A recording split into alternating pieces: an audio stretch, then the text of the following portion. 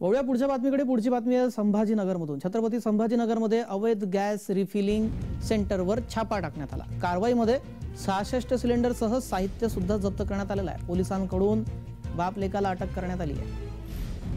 दर्गा परिसरामध्ये ही कारवाई झाली.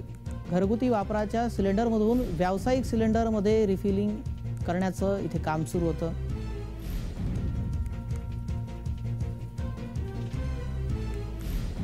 या अवैध गॅस रिफिलिंग सेंटरवर छापा टाकण्यात आलेला आहे. या कारवाईमध्ये 66 सिलेंडरसह अवैध साहित्य सुद्धा जप्त करण्यात आलेलं आहे. सिलेंडरमध्ये हे गॅस भरत असताना 2 आरोपींना अटक करण्यात आलेली.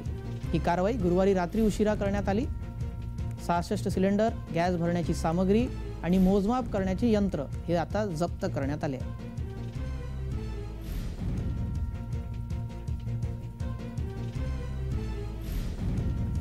छत्रपती संभाजीनगरच्या दर्गा परिसरात ही कारवाई झाली आहे.